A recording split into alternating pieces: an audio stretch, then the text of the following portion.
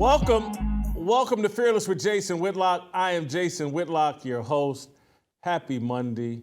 Thank you for joining us. Royce White back in town with us in studio. Round of applause for Royce White. Royce was in Memphis over the weekend playing a little basketball in the Big Three. Did you guys win, Royce? We won. Did you play well? I played pretty well. I always feel like I could play better, but I played pretty well. Did you enjoy Memphis? I enjoyed Memphis. I had a good message for the weekend. MLK was Republican, and the black folks in Memphis were supportive of it, so I'm happy. Did you get any good Memphis barbecue while you were there? I did eat some Memphis barbecue. I forgot where it was from. Somebody grabbed it for me, but I can't shamelessly plug anywhere, but it was good. All right, so Royce over in Memphis, you made it out alive. That's good. Yeah. You're back on safe territory. Anyway, I'll leave it alone. Memphis is a great city. Steve Kim's going to join us today, as will Delano Squires. We'll talk initially about Charles Barkley and some comments he had to say in support of the Alphabet Mafia. I've got a theory on where that's coming from. I can't wait to get Royce's reaction to that. And I can't wait to get Steve Kim's take on all of that. Then Delano will join us, and we'll talk a little politics. Vivek Ramaswamy had a big weekend starting on Friday at the Blazes Summit, Presidential Summit. I hope you guys tuned in and saw that first-class event. Delano was a part of that coverage. Vivek comes out of that, to me, as the clear-cut favorite to be the vice presidential candidate for Donald Trump. He was the star of that deal. Ron DeSantis continues to struggle and get his campaign off the ground. We'll get Delano's take on that, get Royce's take on that. Why is Ron DeSantis struggling? And just how seriously should we take Vivek Ramaswamy? We'll discuss all that. And then Royce and I will have a discussion on the other presidential candidate that's making a lot of noise, Robert Kennedy Jr. My God, this dude basically said that COVID-19 is a bioweapon that takes it easy on the Chinese and Jewish people, and people's heads exploded. Yeah. It went off, and it's like, whoo, you want to talk about a threat to the establishment. It seems to be RFK Jr. So we'll get into that with Royce at the end of today's show. But I want to start here with Charles Barkley. Charles Barkley was out at some event and promoting Bud Light and the LGBTQ. It's not the first time he's done it, but here's what he had to say over the weekend. Let's play the clip. Say this. I want y'all to drink this beer. I want y'all to drink this beer. I got 3 cases of Bud Light. Hey, and I want to say this. If you're gay, bless you.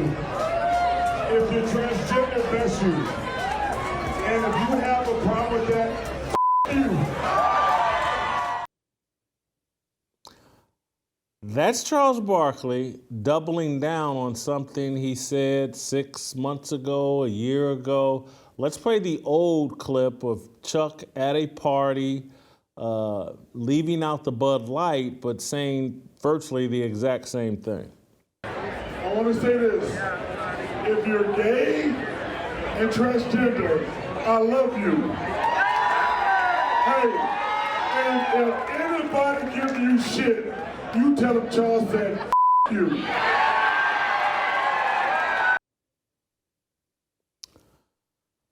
So this is going to be slightly difficult for me because I'm a Charles Barkley fan.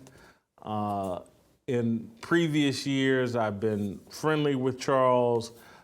Since moving out of corporate media, I don't see Charles nearly as often as I used to. Don't text with him as often as I used to. I still enjoy Charles Barkley's commentary on TNT, and I still have a modicum of great respect for Charles Barkley. but I'm seeing Charles pivot like I'm seeing all celebrities and influencers pivot, and somebody has stressed to them that supporting the Alphabet Mafia is central to their continued success as an influencer, as a celebrity, as a high-paid broadcaster, and Charles has fallen into line. And so when I saw this, Royce, and we'll bring Steve Kim in as well quickly, but when I saw this and him doubling down, this is where my mind went, Royce. It was like, everybody's trying to figure out all this money we've printed, where is it going? And everybody's saying it's basically going to one direction. The rich are getting richer. It's not trickling down. And then I look at all these broadcasters that are getting paid millions upon millions of dollars. Stephen A. Smith, and I'm not picking on Stephen A. Smith, I'm just pointing out, getting paid $10, $12 million a year for a television show that draws 400,000 viewers. and I'm not saying that to belittle Stephen A. Smith or Skip Bayless, getting paid $8 million to draw 150,000 viewers. These type numbers previously would get you canceled or fired and laughed off the air. And I get that FS1 is a struggling network and they're trying to elevate, but even ESPN's numbers, 400,000, PTI used to draw $1.5 million, no problem, in its heyday.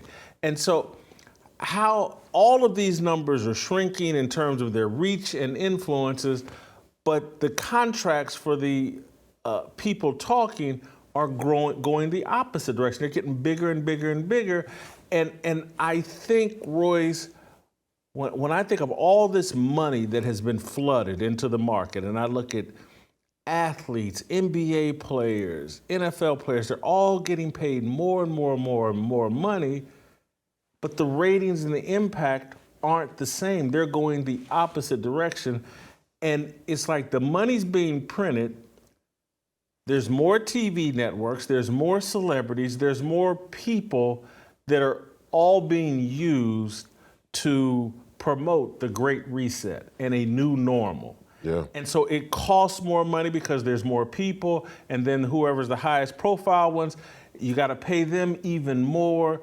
But it's like everybody's being paid off to trumpet one message.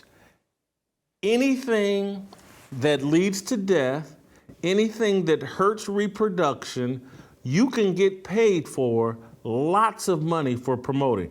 Anything that promotes vaccines, that perhaps contribute to autism, that perhaps slow reproductive or make you less fertile, or anything that may put you in a grave earlier, or abortion, or homosexuality. You can't create scissoring. You can't create a kid. Jamming something in someone's rear end. You can't create a kid. Where a lot of money seems to be being paid to influencers and celebrities to promote this lifestyle and make it the new normal, and everybody has taken the bag to promote this message, and that's when you're sitting around thinking, why are they printing all this money? And it's just, they got more people they have to bribe, and the elites don't mind, the people in Rothschilds, whoever's in control of the Federal Reserve, those people, they don't mind paying a handful, a small, it seems like a lot, but it's really just a small handful of influencers, paying them large sums of money to promote their message. That's where I think this is coming from. I don't think 10 years ago, Charles Barkley would be at nightclubs drunkenly saying, drink this Bud Light, and if you got a problem with transvestites, if a transvestite licked Charles Barkley in the ear 10 years ago, that dude would have got beat up. Now I'm not sure what would happen. Yeah. Well, Charles might like it now. People can change. Look, I'm a fan of Charles Barkley. When I was in college, my game was compared to Charles Barkley. I think he's a little bit shorter than I am, but big, physical, power forward, could handle the ball. And Charles did the coverage for my NCAA tournament run when we played against Kentucky and UConn, and he was very favorable and very complimentary of my game, and that meant a lot coming from a Hall of Famer. Charles Barkley is one of the best power forwards of all time, bar none. So you can't take anything away from him, and a lot of people admire him. And for a time, you know, his brash style was one where he was willing to say things that weren't on script, right? He was one of the original off-the-script, on-air commentators in the basketball world. But I think a lot of the respect for him lingers on from that time, and we don't see the same Charles today. In fact, I don't know who Charles Barkley is. Honestly, Jason, nowadays when I'm out and about, when I leave the house, when I watch things on the internet, I start to wonder, are half of these people even real people? Not just the people on TV, but just in general. Are half of these people even real people? Because that's how strange the things they do are. That's how misaligned they are from who they previously were, or just rational common sense. But what you're explaining with the banking piece is, you know, this is the international banking cartel, and I think people have trouble coming to grips with just how powerful and influential money is. Us Christians don't really have a problem with that, although we have trouble following through and behaving like we understand. But this is inflation, mark of the beast, satanic revolution. And you could look at 2009, the financial crisis, as a pilot to see if the American people, or if people all around the world, were willing to get stiffed by this international banking cartel in exchange for radical materialism. And everybody was, for the most part. A few people revolted. But, I mean, a few people pushed back, but ultimately everybody said, hey, you guys screwed us out of money. We'll take that in exchange for the posh, prosperous, high-tech life that you are giving us now, back in 2010, and are willing to give us or promote that you'll give us in the future. Steve, I'm expecting you to come at this from a slightly different angle, and so is Charles Barkley, is this the same guy that we knew 10, 15 years ago? Is he pivoting and just more sticking to the script? First of all, good Monday to everybody. Well, look, this is what he's doing. This is a very, very simple thing. He's ensuring his employment in media. As much as he says he doesn't have that much left, look, everyone lives a certain lifestyle. They're used to earning a certain amount of money. And that's his right as an American to say, you know what, I want to keep earning money. And for him to have a place in corporate legacy media, because I don't get the sense he's ever going to start his own YouTube channel, that he has to now pivot towards it. This is the truth. So he's making sure that he's now coloring within those lines. And this is where Charles needs to take a business class. First of all, the issue is not with transgenders or gays drinking Bud Light. I think it's the 99%, the rest of America, that has said no. They're the ones who are shunning it. So he doesn't even understand what is taking place. But again, he lives upon the ivory tower. I have admired Charles Barkley for years. I believe he's the most honest, blunt guy in mainstream media. Okay, but again, take a look at that last line. In mainstream media, he's only as honest as he's allowed to be. And now he's being forced to pivot a certain direction. But I do have a question, Jason, and is he more prone to date a black woman or a transgender? Let's see how much does he really mean when he's really supporting these individuals? I mean, how down are you with the comp there, Chuck? Yeah, I want that. You did go there. Listen, I told y'all from the jump, this would be a little bit difficult for me because I like and respect Charles. What do I? Steve, and Steve, and then Royce, I want you to follow in, but hey man, how much money do you need? I mean, this guy's been making millions upon millions of dollars for a long time. He's financially set, you know, ensuring his employment. And so that, to me, I don't think it's a money thing. I think it's addicted to celebrity thing. People fall in love with being treated a certain way when they're out in public, when they go to a restaurant. They got this whole little group of friends. We're all celebrities together, and they don't want to live outside that little bubble world that they've created. I'm a weirdo. I'm willing to admit this. This isn't me patting myself on the back. But I knew and had access to all of these people. What makes me weird is that I actually would prefer and do prefer to hang out with Chuck Kelly, Frank Barnes, Ralph Wise, Todd Fennell, Stan Young, Tim Walton, Paris McCurry, these guys I went to college with. I much prefer hanging out with my mother, brother, sister, the people I work with. There was nothing extra enjoyable about being in a room with so-called celebrities or tall athletes. And at one point, me and Derek Thomas were friends when he was alive. But it was a genuine friendship. But even at that, if I had a choice between like, hey, Derek Thomas wants to go down to Louisiana. We went down one time with Neil Smith's parent. If my boys were doing something, I'd rather do that than some celebrity. And I see the addiction to fame more than the addiction to the money.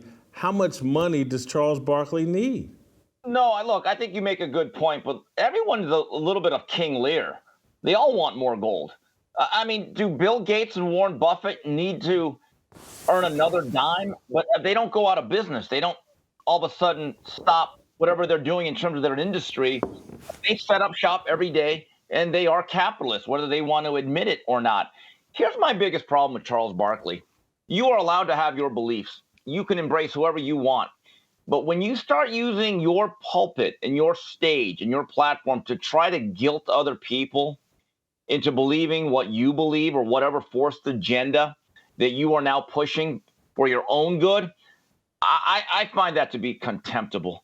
It's like being at Baskin Robbins. You know Baskin Robbins, it's an American tradition. I guess they still have 31 scoops. Now, if I'm at my table and all I want is mint and chocolate chip, okay? And then I see Charles Barkley at the other side of the thing, and he's got trans chip. You know what? I'm not going to have a problem with him having trans chip in Rocky Road until he comes over to my table, and I'll be like, oh, Sir Charles is coming. And he dumps his trans chip right on my cone. I'd be like, time out. Now you are now violating my space and my ability and my freedom to have my thoughts. Charles is allowed to go out there. He can dress up like a gay unicorn and do these gay pride parades. I would not care. In fact, maybe he's preparing for RuPaul to be the next panelist on Inside the NBA. That's fine. But for him to start to wag the finger at the good people of America, that's where I draw the lines. Like, Charles, you are now stepping out of bounds. See, I agree with all that, but I don't think Charles believes what he's saying. His whole career has been based on authenticity. This whole I love gays and transgender, and I'll probably never get invited to another Charles Barkley hosted party. I've been to some. I wonder how many gays and transgenders will be there at his next party. If I just don't think he authentically believes this. This is just something he has to say. It's hard to say. I think you make a great point about the value of celebrity being very important to some of these people. And what I was going to say is the moral hazard, right, from our economic policy is not just economic. There's social moral hazard as well. So when the Fed inflates the price and price gouges the American people or unlawfully taxes them, you get this inflation, right? Which is what has happened. But there's also an inflation of the value of celebrity. And the two have really coincided, right? Social media as an industry has brought a rise in inflation of the value of celebrity. People don't like and appreciate the simple things in life anymore at all, like your old relationships with your genuine friends. It's all about how can I move up into this white party Michael Rubin echelon of people, and social media has promoted that, right? Royce, That's Jason, go ahead, Steve. basically, and George Lopez did this on The View several months ago. But I don't know if you agree or disagree. When you basically make statements like, if you're not with the LGBTQ trans community, you're not my friend, like George Lopez did, that's really a subtext or a real way of saying, please don't cancel me. I still want to work. Isn't it really that simple? It is. It's certainly that simple, and everybody knows the price you have to pay. I just, when your brand for Barkley, and this is why we're discussing this and why it's high risk, his brand has been, no, I'm not going to say what you want me to say. I'm going to say what I think. And this here is an indication of, no, I'm no longer going to say what I really believe. The guy used to go on air and still does from time to time and say some really tough things about what's going on in the black community. Yeah. He was willing to say that and be off script. Yeah. It's clear as day this LGBTQ thing is a line that he won't cross. And he's basically said, you know, I'm part of the Alphabet Mafia. I have more respect for that group and more fear of that group than I do black people, white people, anybody else. And that I'm disappointed by it. And again, I like Charles, and I know that he has many friends that have gay children. Let's just, you know, let's say he's friends with Magic Johnson. I could rattle off some names of some others, but I'm gonna leave it out of it because I don't want to talk about their business. But there's a lot of these high-profile athletes his age that got gay kids, and I may be proven wrong over time. I may regret. I got people in my own family that I love that are in the Alphabet Mafia, but I'm not going to change what I believe to provide them comfort. Yeah. I'm just not going to do that. And it goes back to your sacred honor thing, Royce. Yeah. There's a set of beliefs I have that I'm just not going to move off of. And they're using Barkley to tell the world and everybody, move. This is what all the cool people are doing. If you want to have success in America, if you want to be a part of the in crowd, move. Yeah. Abandon all of your biblical beliefs and move. I can't be a part of that message. Well, I think I agree with Steve too, and I think this applies to a lot of the black bourgeoisie sellouts in America. And Steve won't call him that. I can call him that. But Steve might. He's a rooftop career. I love it. Yeah. but yeah, I mean, a lot of these black bourgeoisie sellouts will do anything to protect their paycheck, because to a radical materialist, the only way to sustain the value of your life is to be able to have things, right? Buy things. So that's certainly a part of it. As far as the gay thing being this section of the room, this corner of the room that's roped off in a special way, there's no doubt about it.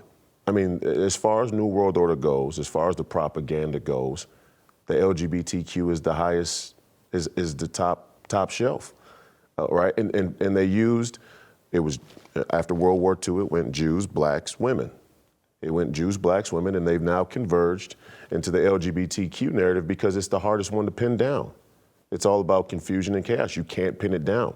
It obscures the entire conversation about human rights, about laws, about science. I mean, it's just a coverall for propaganda. So it's clear why the LGBTQ has elevated to where it is, and then it becomes clear why people like Charles and so many others feel the need to tiptoe around it, because they know where the real juice is. The only thing that has more juice than the LGBTQ in the New World Order is the military-industrial complex. And they've partnered together, though. Absolutely. The LGBTQ and the military-industrial complex. That's why they're changing all the rules. Oh, yeah, no doubt. I said it yesterday on Twitter. I said, if you vote Democrat, you have a weird stake in a pedo trans agenda. And a lot of black people have written in this pedo trans agenda into legislation, or they believe they have, like NAACP. And they'll stand with people who are pedophile and trans before they stand with somebody who says white power. And the craziest thing about that isn't that they make the distinction between white power and pedophilia. The crazy thing is that they're two sides of the same coin. The Pashtuns and the CIA. And when people start to really grasp that, then we can get somewhere in this country. Who's two sides of the same coin? Oh, the Darwinists, the social Darwinists, and the white supremacists, the real white supremacists, no Negroes, no Jews, and the trans community. This is an evolution from the scientific method into some strange, delusional, technocratic social engineering program. I think, and no, I'm not going to say that, but I think that the military-industrial complex, the CIA, the FBI, homosexuality is such a leverage point for it's incorporated into their strategy or their standard operating procedure. Yeah. If we can leverage this person over their sexuality, if we can compromise them sexually, we own them and we control them. Yep. And there's, you know, I saw, and I hope I don't take us off too far, but I was watching a television show that was on Netflix or Amazon Prime. I think it was called Gomorrah, and it was about the real Italian mafia and over in Italy, not the more sanitized movie version we get over here. And I can remember the Don at one point, he pisses in a cup and he makes a guy that wants to be a made man, makes him drink the piss. There was just these series of humiliating things that he made you do in order before he would let you in his inner circle. Mm-hmm. And when I saw that, I was like, man, they left that out of The Godfather. But, you know, they left it, the movie versions we get, Goodfellas and Casino, they never show you the real depth of depravity and humiliation that they put you through. And then, like, it made me think about, like, prison culture and prison mentality. And then I started thinking about, like, Suge Knight. Everybody knows in L.A. that Suge Knight was routinely sodomizing and or making grown men perform fellatio on him. Whoa. And that's a well-known... I wasn't aware of that. Yeah, well-known. Okay. That comes from out of this prison mentality. And again, they try to sexually compromise. That's how they mentally dominate you, is through sexual dominance. And I think this has all been baked into everything they're doing as they try to usher in a new world order and the people that they use. And I'm not saying that Charles or any of these people have been sodomized or whatever, but it's a different kind of sodomy. We're going to make you violate things the masculinity that you used to have and you used to gain popularity. And Royce, this is where I'm a long-winded way of saying, it's what makes me think Ice Cube is a little different. Because if he wanted the big three to get the acceptance that he's looking for and the support he's looking for, he's got to hop on the LGBTQ thing and use that league to promote it, or it's not going to happen. But he also knows that would violate what he actually believes, and that's why he's not in the club. Well, yeah. I mean, you never seen a Big Three Pride logo during Pride Month, and I can't speak to his personal beliefs about the LGBTQ. Yep. I know I spoke to him about coming on the show, so hopefully we can get that done. And he was very appreciative of the show that we had on Friday, just in terms of he thought it was somewhat accurate of just how we spoke about him. So you know, and I love what Cube is doing, and I support him. But you know, the dangerous part about this is that things don't have to be true anymore. That's just the reality we live in. So like even, I wonder sometimes, and you said some of your family members are in the LGBTQ mafia. I don't think just because you're lesbian or gay, you're actually in the mob, in the LGBTQ mob. You may be a loose supporter, you may be a passive supporter of some of their initiatives by way of sheer ignorance, just like many blacks and Jews and women are, but you're not actually in the cult, right? And part of it is the social cultural submission. That's what it's really about. We can pass $100 billion to the Ukraine while everybody's focused on trans rights, right? That's another big piece of the PSYOP, and that's a special interest for the government, the agencies that you're talking about. They're big on propaganda and distractions, look-aways, right?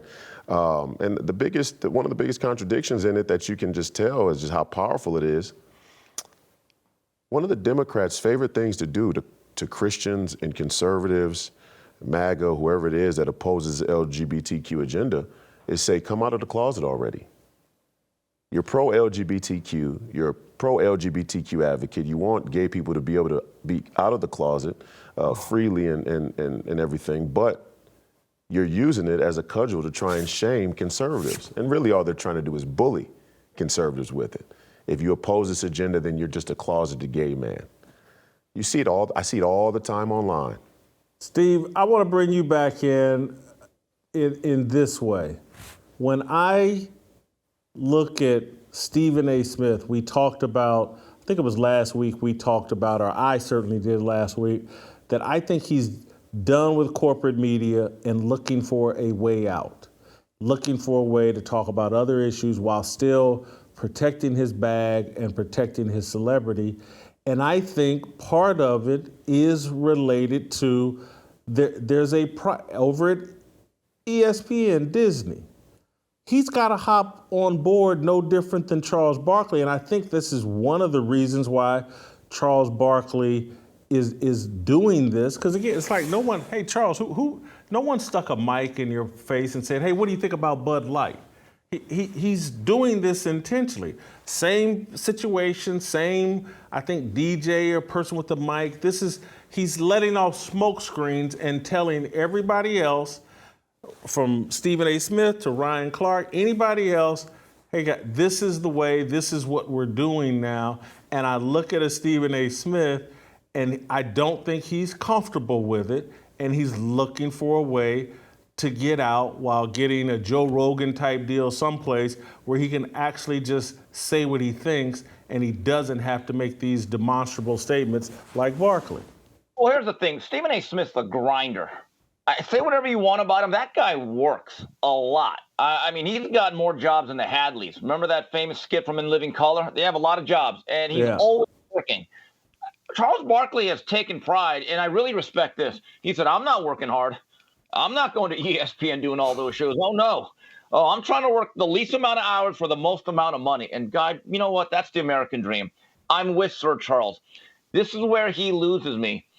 He has now become a messenger of indoctrination. And I'll tell you the evolution of it.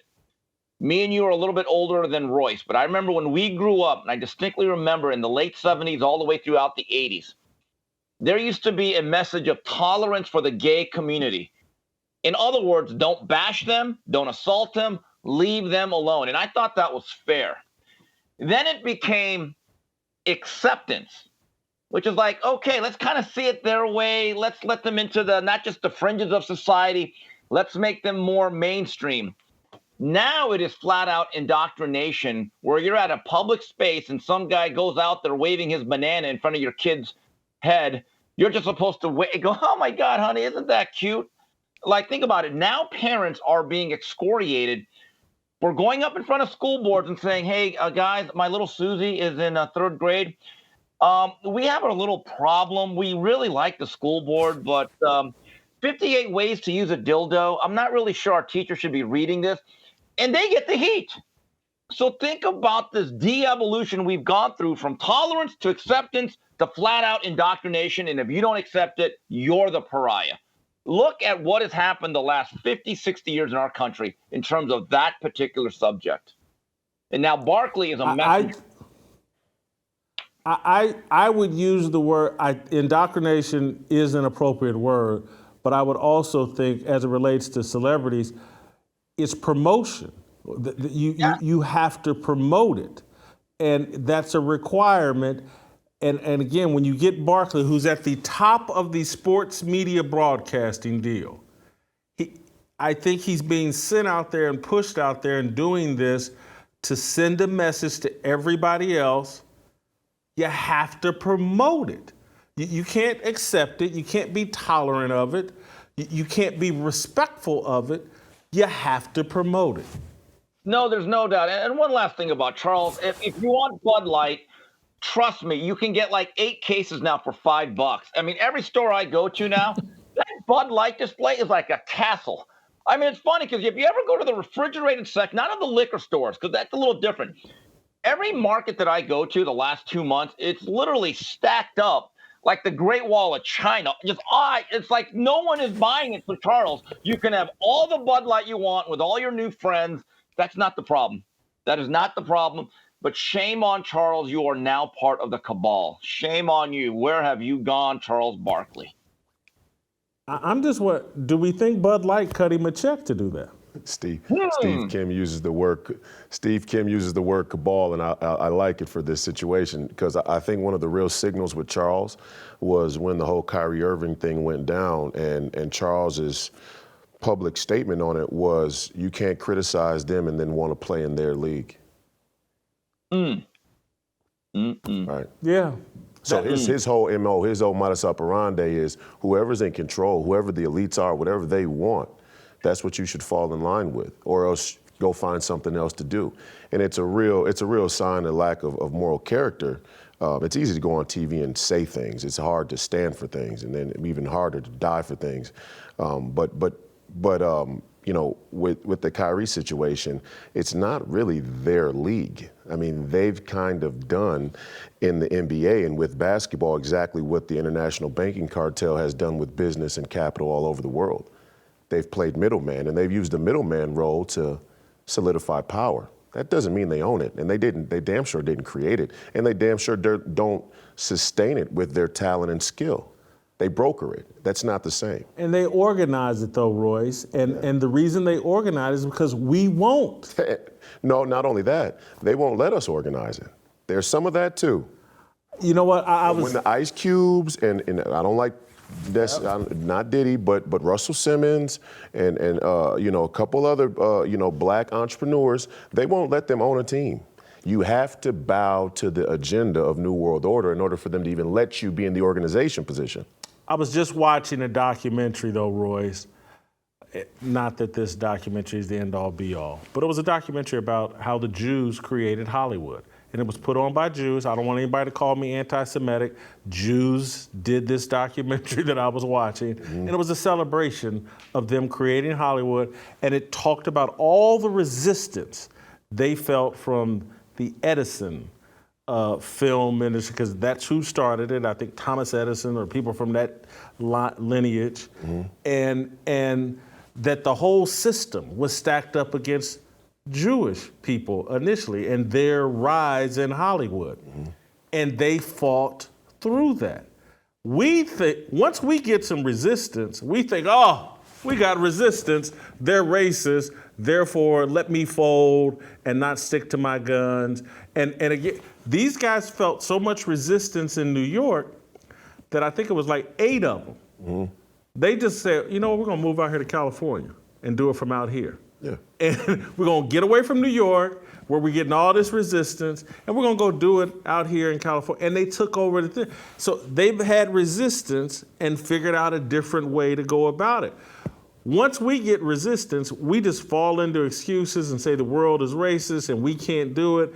And I go, not that I thought it was anything great, but it's like we had and won, and that was hot for a minute. We didn't know how to organize it in a sustainable way. And we'll see Big Three may fall into the same deal.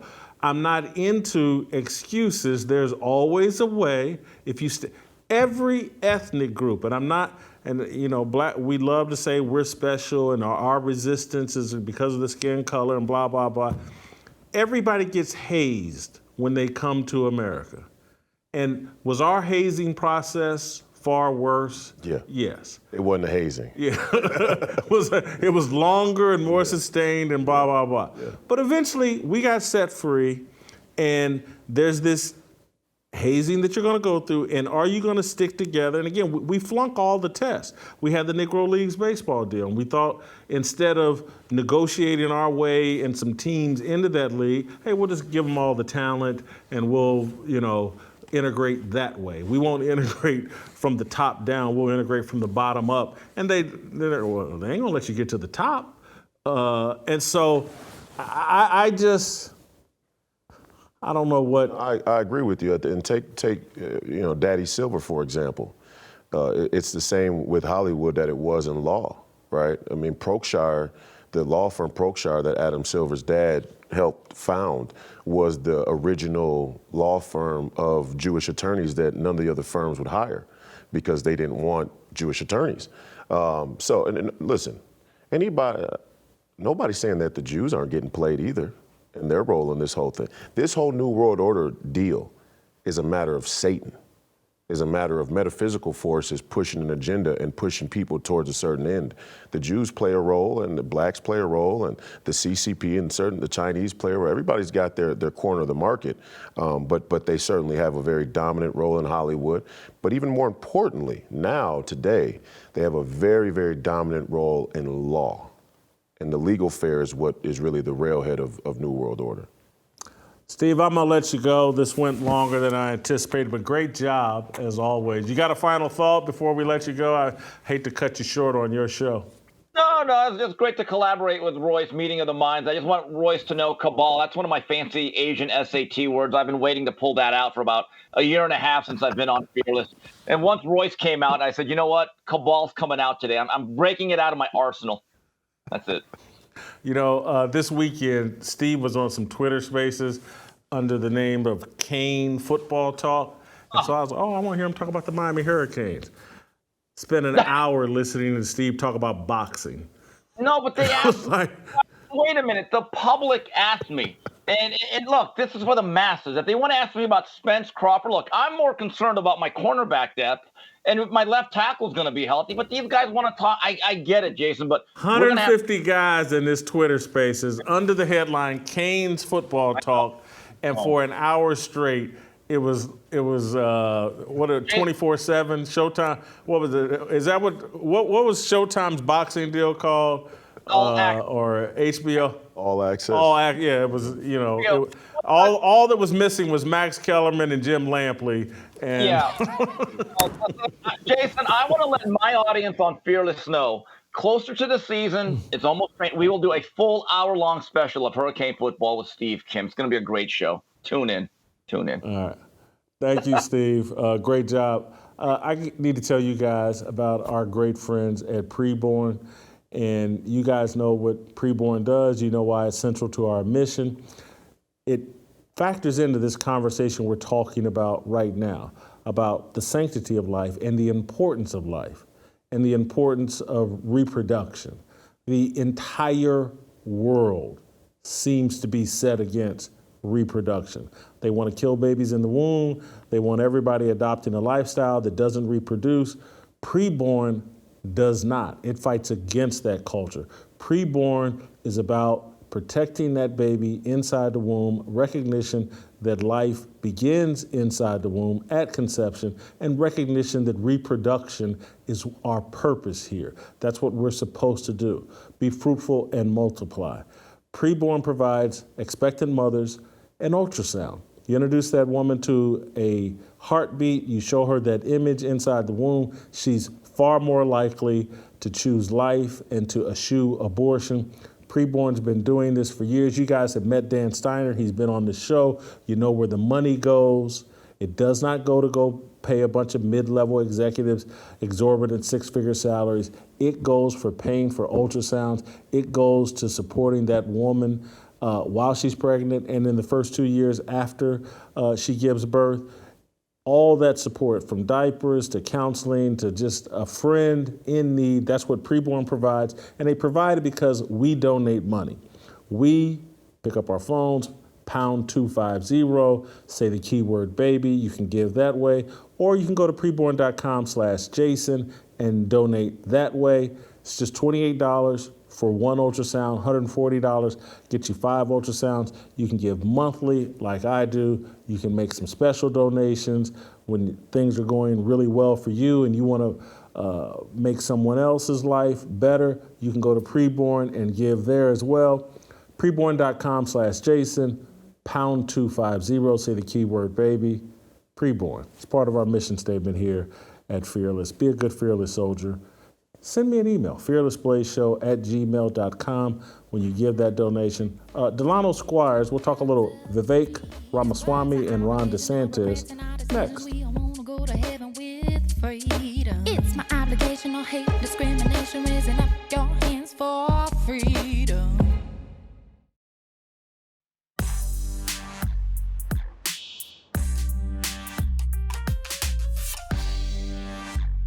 All right, welcome back. Time for some Delano Squires and a little political conversation. Have Royce and Delano ever been on the show at the same time? Same once? Oh, just one Maybe time, once. Royce? Maybe once. All right, get out your thesauruses, get out your dictionaries. These two guys are about to have a battle of vocabularies. I will try my best to define any word that I don't understand. I got my computer here. I can go to dictionary.com and help you guys keep pace with these two brilliant gentlemen. We're going to talk some Vivek Ramaswamy and Ron DeSantis. Delano, you were a part of the Blaze Presidential Summit that was hosted by Tucker Carlson. It made a lot of news. People found very interesting. It was a terrific event. Beyond, I want to talk about winners, not losers. We know that Mike Pence and Asa Hutchinson were losers, and that's interesting, but not really.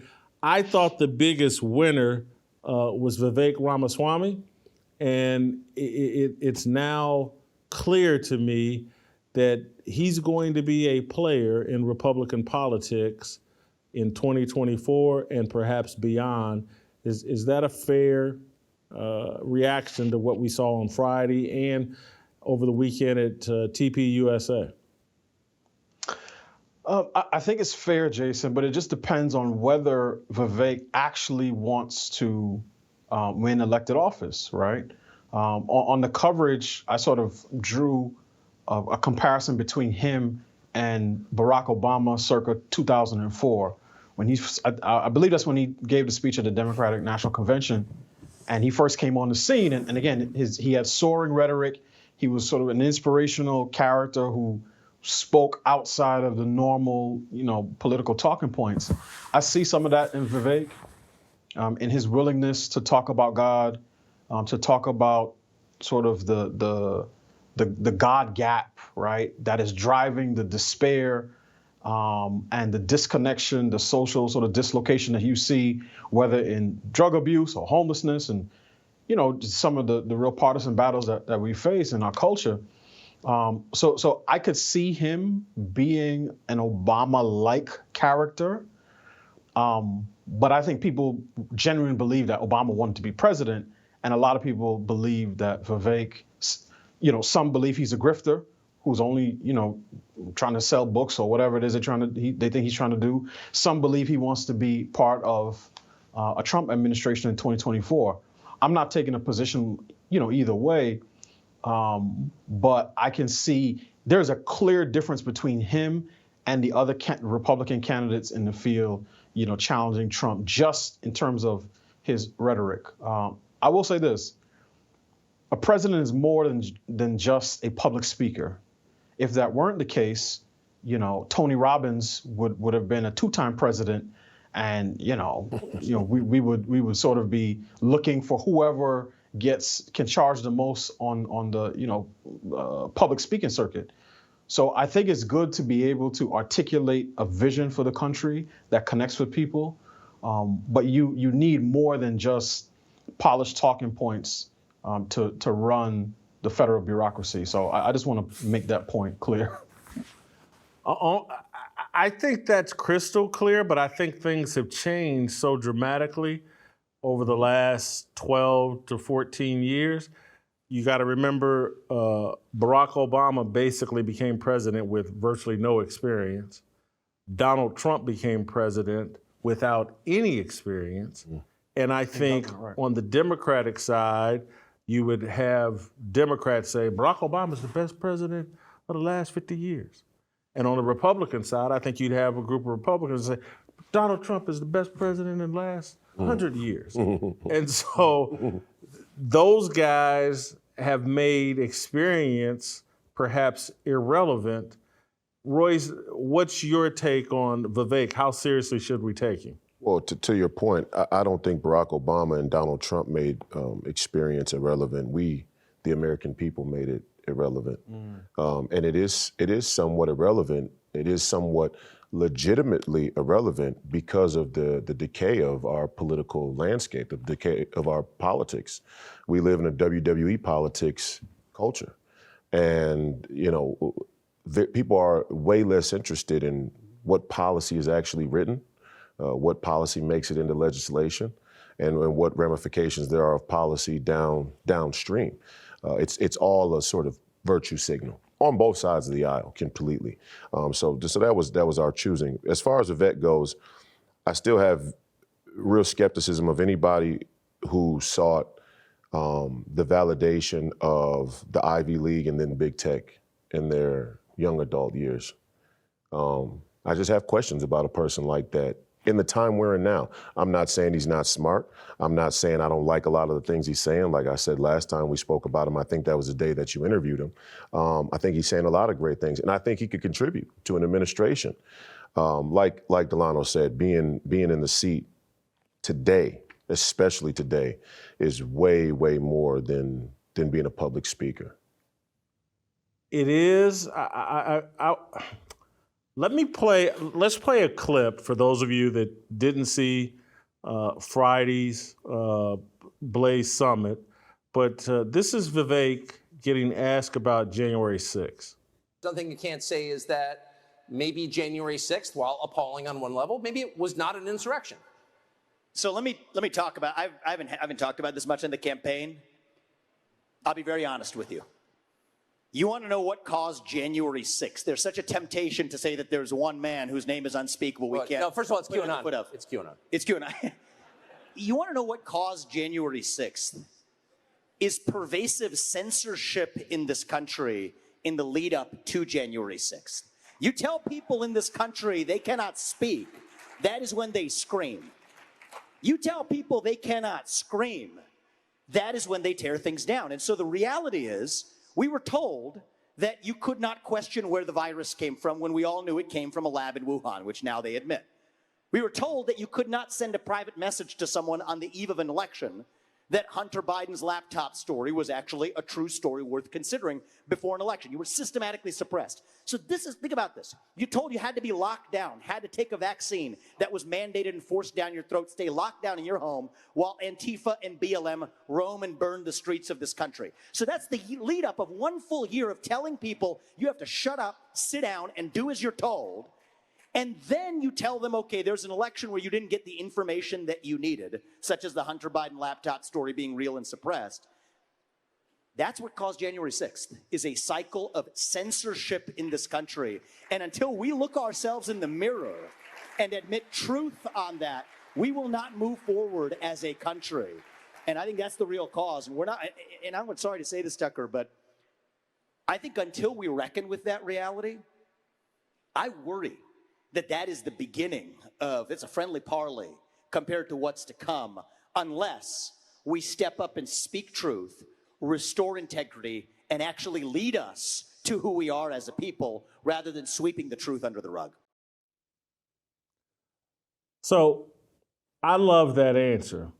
I've had people come at me on Twitter saying it was a dodge and, he didn't answer the question directly. And unless, people just want to say, the only thing they want to hear is I want to pardon everybody, and which I certainly hope that they would pardon everybody. But the guy is a dynamic speaker, and I think that matters.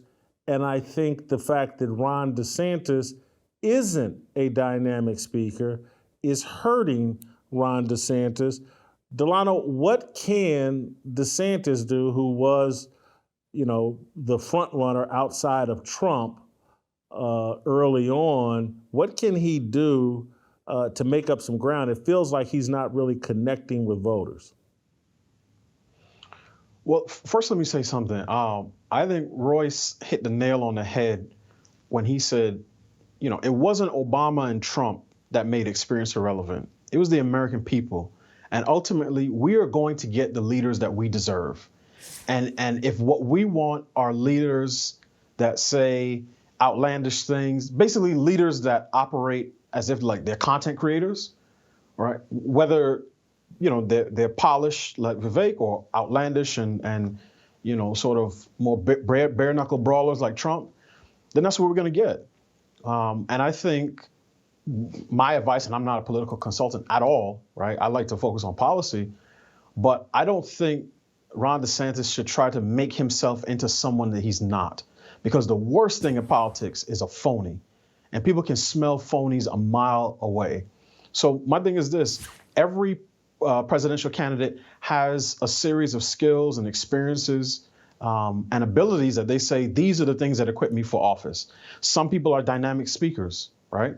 Some people, like Trump, know how to turn a phrase. There are Trump fans who say, oh man, look, he gave everybody a name. Little Marco, Crooked Hillary. Wow, yeah, he's really sticking it to the establishment. And for them, that would determine who they vote for the next president. And some people have governing experience. And a big part of how voters will determine the next GOP nominee is based on what event they think they're going to.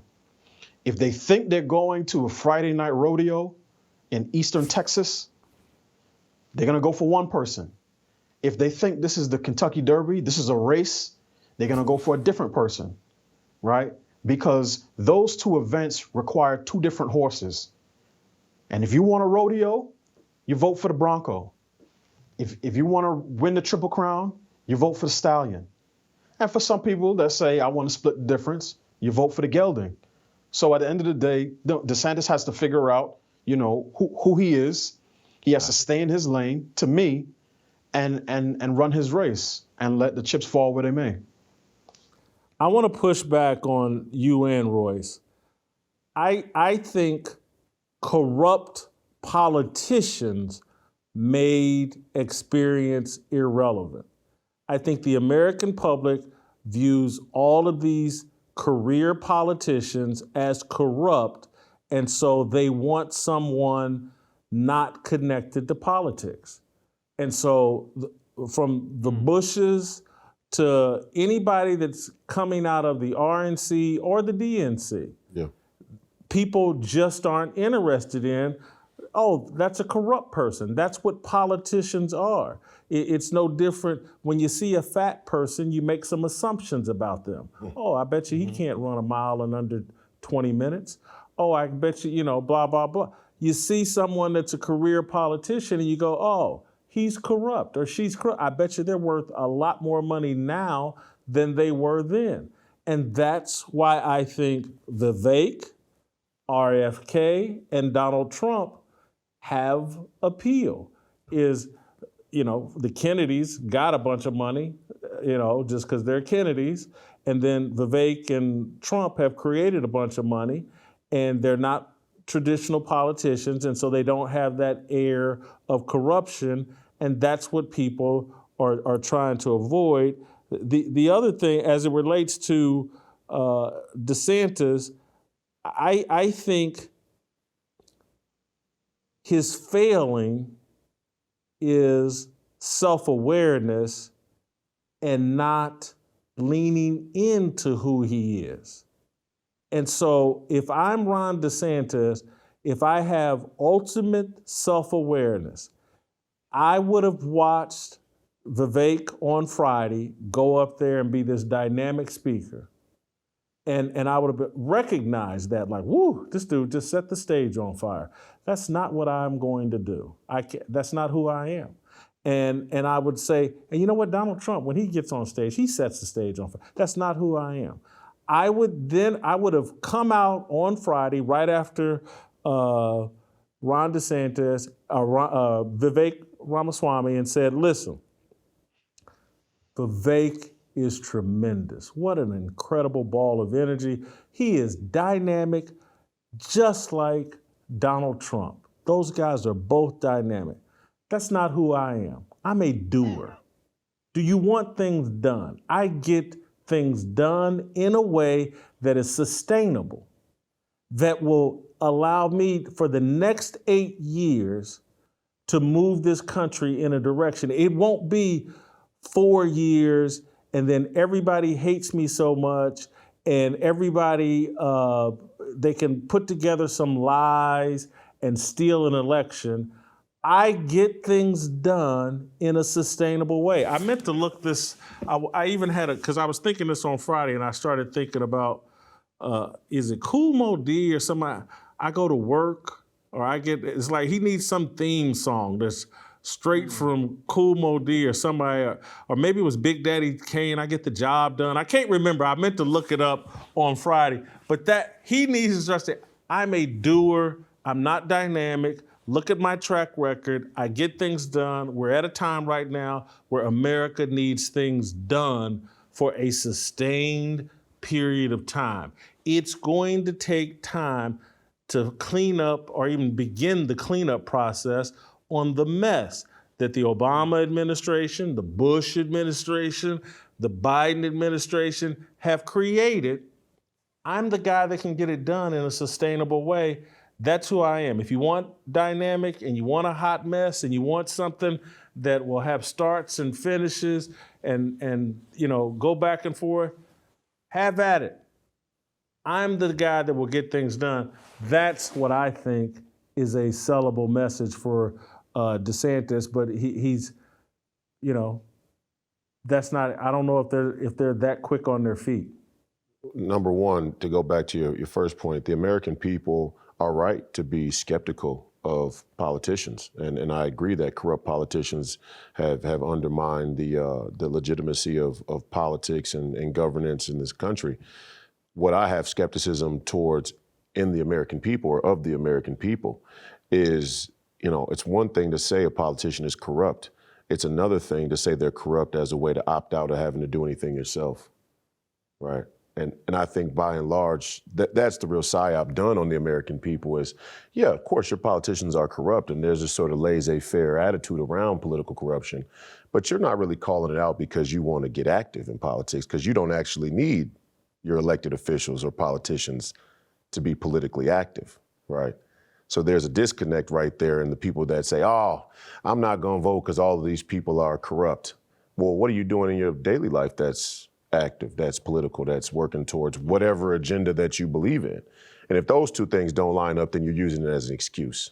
And I think a big body of American people are doing that. As far as DeSantis goes, I've said it since the beginning. He's cooked. He's done. There's nothing he can do. The only thing he could do would be in the fall in alignment and pull whatever DeSantis grassroots energy there is, back Trump and try and convince Trump that ticket would be a winner. But he won't do that because I know who's behind him. I mean, it's clear who's behind him. Anybody who knows. Who's behind him? I mean, who's raising money for him? Goldman Sachs, I think JP and Morgan, big banks, they're raising money for him. They're raising money for Nikki Haley. They're raising money for, you know, they're running dinners and functions with CIA directors and Pompeos. And I mean, this is who these people are. Coming from the inside, I'm just telling you, they're having full-fledged entrepreneur CEO suite fundraisers for Ron DeSantis, and CEOs are standing up and clapping like seals for a pro-Ukraine military-industrial complex administration. And that, again, connects to my point. People still want an outsider. They don't trust polished politicians. Yeah, as they shouldn't. Go ahead, Delano. I mean, I you know, Royce, let me acknowledge, Royce probably has more insider information than I do, right? But 2 points. One, I'm gonna go back to your previous point, Jason. I don't think that voters, the issue with voters as it relates to Obama and Trump is about political corruption. Because I just figure everybody assumes that corruption is a feature, not a bug of politics. The problems with Democrats and Obama and Republicans and Trump is that the most fervent parts of their bases have held these men up as messianic figures, right? Where they put halos over their heads and they nail them to crosses. And that is a reflection on the God-sized void in the quote-unquote soul of America, where fewer people are religiously identified than ever before in this country's history. And part of what people are doing, both to fill the void that religion plays for most people in terms of identity and moral formation, is that they're stuffing that with partisan politics. And that happens on both sides. So I don't think it's the corruption piece, because if you talk to, Democrats or Republicans, they'll say, like, every politician is corrupt. Like, that's what they do. Politicians are out for themselves. But the notion to me that Trump is some sort of renegade outsider, honestly and respectfully, is laughable. Trump is a guy whose Achilles heel is completely obvious. If any of us as men, and let me speak for myself in a previous part of my life. If I met a girl on a college campus on day 2, and I said, "Here, baby, here's a Pizza Hut, mini pizza from the cafeteria," and she says, "Oh my gosh, someone's never been so nice to me. Wow, I could see you as my future husband." I said, "Wow, this woman has never been loved properly in her life." And when anyone praises Trump publicly, whether it's Gavin Newsom, Vladimir Zelensky, the CEO of Disney, he folds over like a schoolgirl. And he said, "Oh, he said, my phone call was one of the best phone calls he's ever had in his life." This is you can't run a country when the leader is so vulnerable to public praise. So the notion that he's going to stand up for the things that his base wants, I just don't find that compelling. He has hit DeSantis on his pro-life credentials from the left and said that a 6-week ban sounds a little bit extreme to me. He has promoted or he has fought back against foreign countries, particularly in Africa and the Middle East, who want to govern their own affairs when it comes to the Pride agenda, right? The tweets he was sending out while he was in office for Pride Month could have been cribbed right from the Biden administration. So as I've said, and I've written before, a second Trump term, particularly when it relates to the issue of pride, will be much more Lady MAGA than Uganda forever. So I think there's a haze that sort of affects the right's ability to judge him honestly. And I'm not anti-Trump. If he's the nominee and I'm voting for him against Biden, Newsom, or Harris, that's an easy call for me. I'm not voting for any Democrat. But I just believe in calling it straight. So again, I can't say who's fundraising for whom, but people back candidates for all different types of reasons. But anybody who thinks that Trump would stare down the CEO of Disney and say, "Look, all of the privileges that you've benefited from in the last 50 plus years in this great state of Florida are about to be revoked because you, as a CEO of Disney, think that you can subvert the will of the people," right, as it relates to laws passed by duly elected representatives, and you are corrupting the next generation of American children, and I'm not standing for it.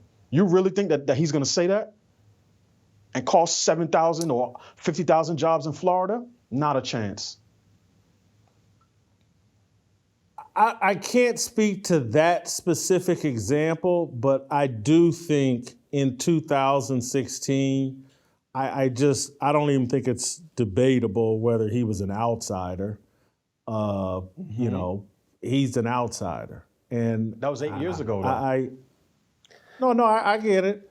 And I think that the attack on Trump is further proof that he's an outsider and a sincere threat to the establishment.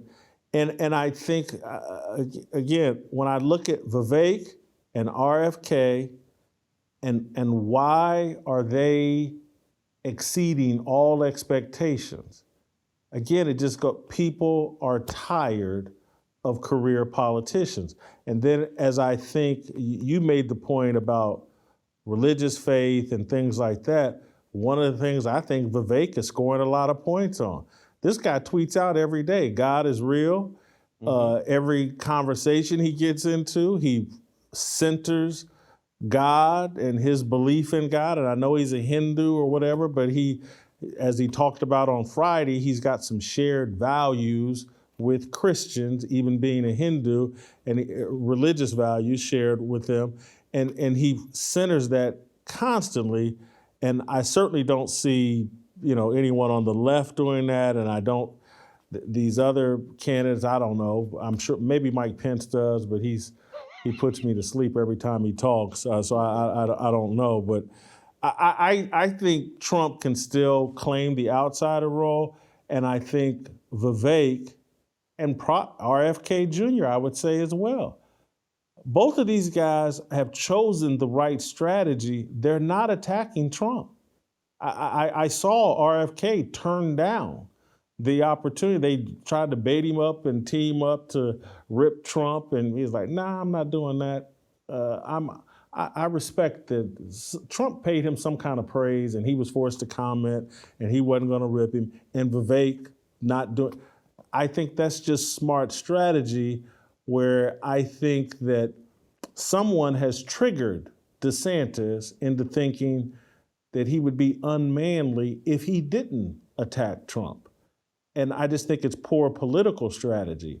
And you got to be he's playing a game of chess, and you got to be a smart fighter, not, there's other ways to look manly than attacking Trump. And so the outsiders are having some success early on, but Royce, you jump in here. We're in a very unique place in American history, both politically, culturally, socially, psychologically, across the board.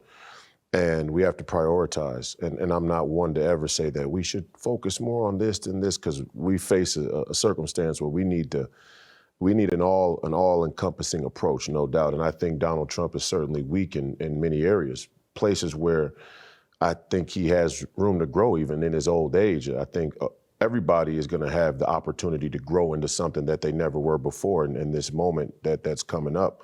But I would certainly disagree with Donald Trump, and I agree with Delano that some of Trump's rhetoric is concerning from a conservative standpoint, certainly from a Christian standpoint. But I will say this, and we can talk about abortion, we can talk about the LGBTQ, we can talk about any number of conservative Christian talking points. This country's not going to become Christian overnight, because this country wasn't Christian in its inception. The momentum, the avalanche of satanic and sexual depravity in this country is heavy. And there's not a single thing that anyone, any elected official, any candidate could do that would turn it around in one fell swoop, because it's too good. The high of sexual depravity is too good to turn around. But something that we could do in one fell swoop, something that's within the scope of a presidential candidate's power, securing our border, making sure that America isn't this economic puppet of global and elitist interests. Those are things that are well within the immediate scope of a presidential candidate. And I think that's where Donald Trump is strong. I think that's where he's shown he was strong. I think he clearly threatened NATO in a very public way and said we would pull out, which I think we should do. And so he's strong around some of those places. I think his softness, to agree with Delano, I think his softness around certain cultural wedge issues does stem from his ego. And that's a problem.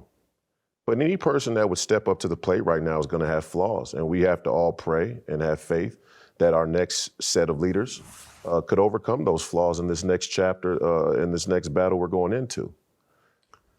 When I think of, and Royce, I'm going to come to your strong suit, and I asked Vivek on this show, and I think RFK has been a critic of this as well. When I think of who out there might challenge the Federal Reserve, because there have been presidents, if you go study history, central banking has been an issue since 1780, whatever the establishment, once we form, it's been an issue. And it's been established, and then a president will get in and, set it back and blah, blah, blah. And then in 1913, they got it, and it's been unimpeded ever since. but that's been an issue since the founding of this country, central bank. And when I think of any of these candidates that might push us in the direction of even questioning the Federal Reserve, I can only think of three: RFK, Vivek, and Trump. Mm-hmm. That's what and so I like your point. I wasn't expecting your point, but you're right. There's only so much that people can do, but who's going to get at these fundamental issues, border security and central bank? Because if we don't get at those fundamental issues, it'll be hard to undo these other issues. They're all connected, and money at the heart of it. I got to give you credit, this Federal Reserve thing.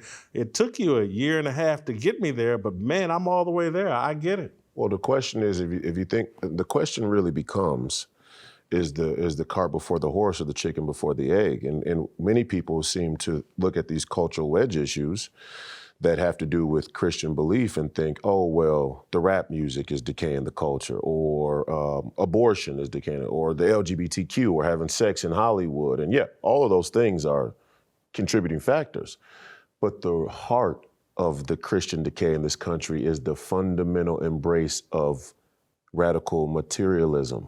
Funded by inflation, funded by the printing of money. By the way that the entire economic Ponzi scheme was set up, and thus American citizens' acceptance of that.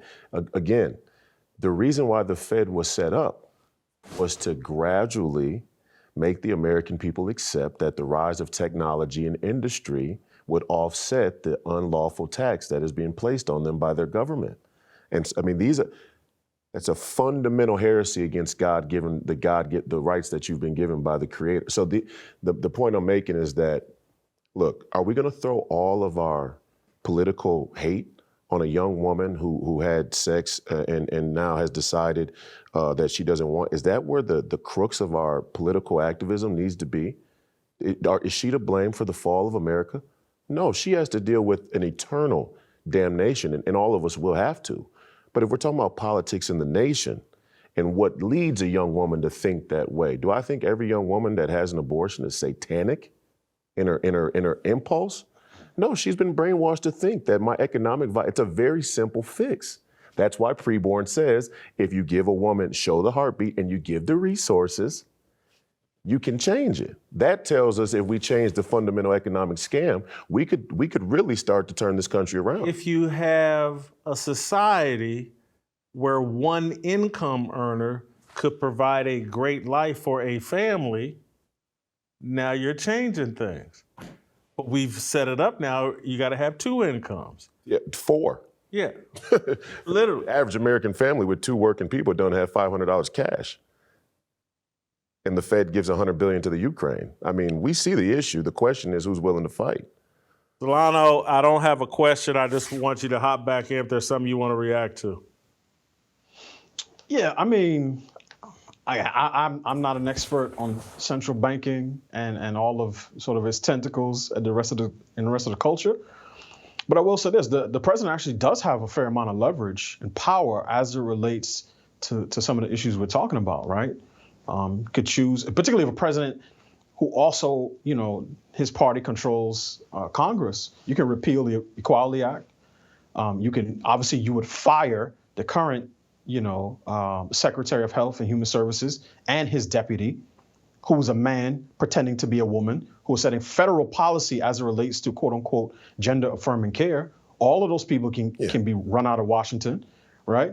You can go back to the definition of sex that was in sort of the Federal Register, right? That undergirded federal law, which is biological and not based on gender identity.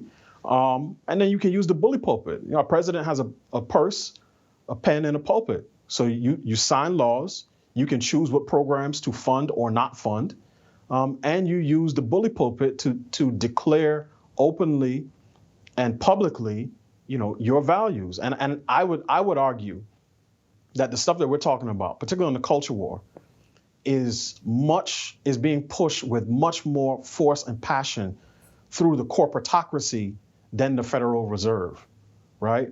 So whether we're talking about Barkley and Bud Light, or all of the companies go rainbow come June, that proximate cause is the corporations. Every Fortune 500 company basically signed on to the Equality Act. And if you work at Google or Amazon or Anheuser-Busch or Target or Walmart or any of these companies, they exert a tremendous amount of pressure both on the employees and on elected officials. The reason that Asa Hutchinson, had to bend the knee to the rainbow calf of pride is because Walmart is headquartered in Arkansas. And the Walton Family Foundation, the Walton family is the one who started Walmart, they are completely pro-pride. So again, there are a lot of moving parts in our sort of political culture, right? And I'm not going to attempt to speak for all of them. But, we had a Federal Reserve in 1964. I highly doubt that, Coca-Cola was sending pro-trans messages in its commercials at that period of time, but that's what they're doing right now. So that's what I'm saying. If you don't have a president who can clearly say to corporations, look, I believe in the free market. I don't believe in government over-regulation of the corporate and private sector. But if you think that we are going to allow unelected CEOs to dictate the laws in this country, you have another thing coming. And what I'm saying is, I don't know that every candidate can do that. And maybe DeSantis wouldn't do that as president.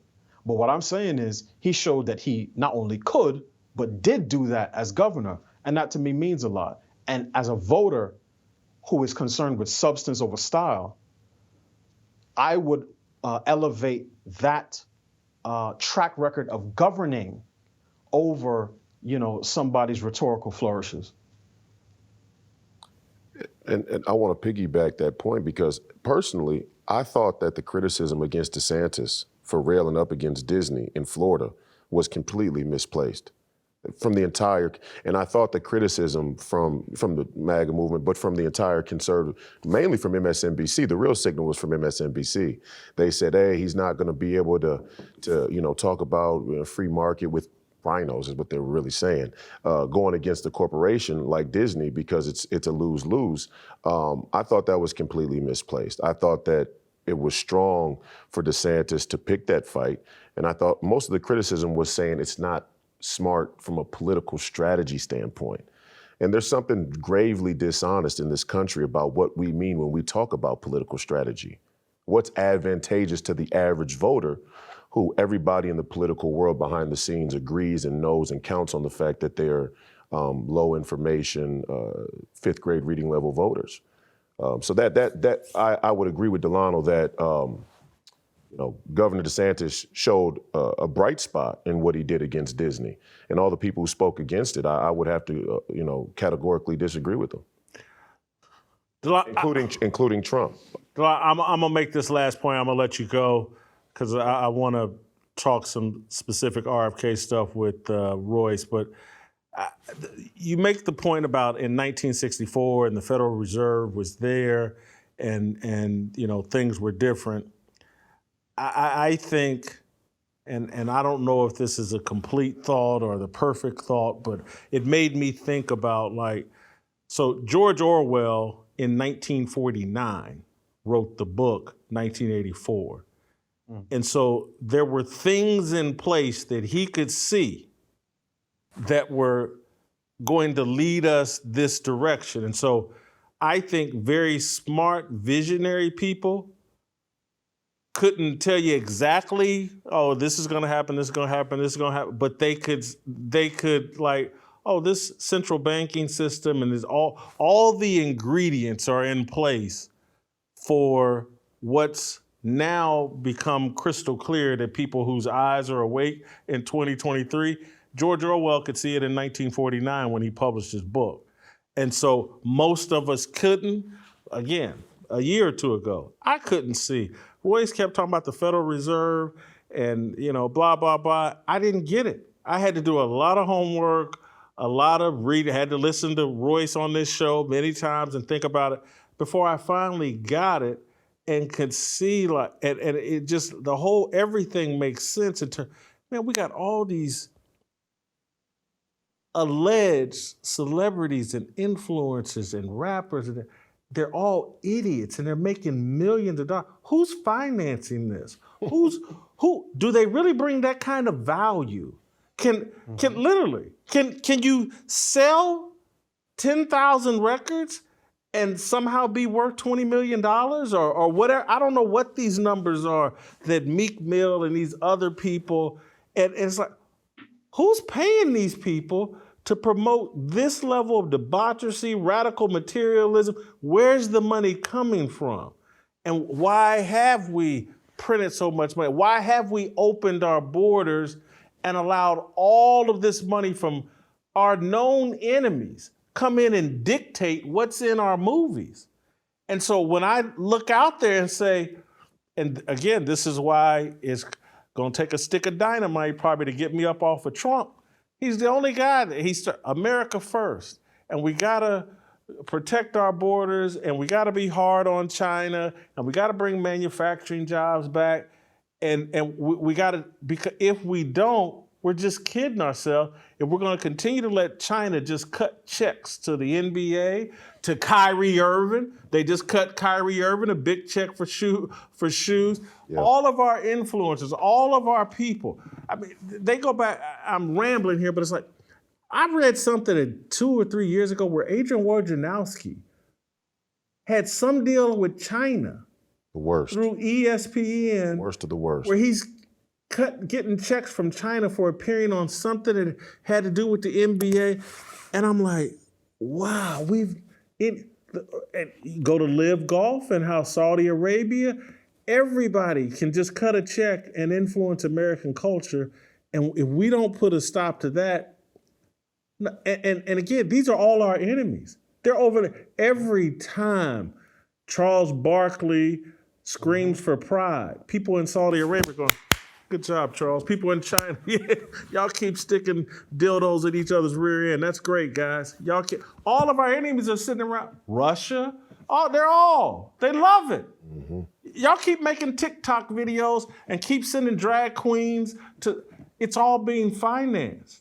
And we have all these celebrities and influencers. We're paying a lot of money to present this lifestyle to everybody that this is the way to go. And if we don't protect our borders and question this whole global movement and what it means for those of us that are trying to hold on to our Christian values and beliefs, we're going to get run over. And so that's where, Royce's point is salient with me of like, if all the money's coming from the bankers and the big globalist corporations, it's all just a smokescreen. It's at the end of the day, and again, I'm not saying Trump, I'm sure, is in bed with him too. He says certain things, but he's also done a few things. And again, just like Royce is saying, maybe he didn't get the wall built, but I bet you people would love to see the wall built now, wouldn't they? We're going to build that wall. But listen, I want to back Delano's point, because it's important to understand the hierarchy of American institutions and globalism. He makes a fantastic point that the real promotion or energy is coming from the corporatocracy. But your corporations and each CEO is what they call a captain of industry. He's a captain on his ship. He's not the commander. Because none of those corporations would be able to operate unless they had working capital. The working capital, the reason why the 2009 financial crisis happened is because the banks had over-leveraged themselves in a way that was corrupt, and the working capital that keeps the lights on at all of these corporations' headquarters, I'm talking about paying the janitors, froze up. That tells you that the banks have the juice. None of these corporations could even operate unless the bank funded the daily operation. And all of them have to go bow at the throne, and don't ever forget it. And they'll throw an Elon Musk or a Walton or a Bezos or anybody out there for you to look at, because when the time comes, if they need to cut him out, it's easy to do. You can cut out an individual, but the Hydra is about the full body. And the best way to protect the body is to keep it hidden. That's the central bank. Thank you, D. Great job as always. We're going to take a breath. come back and talk about RFK and whether or not he's anti-Semitic because he thinks COVID-19 might be a targeted bioweapon. Next.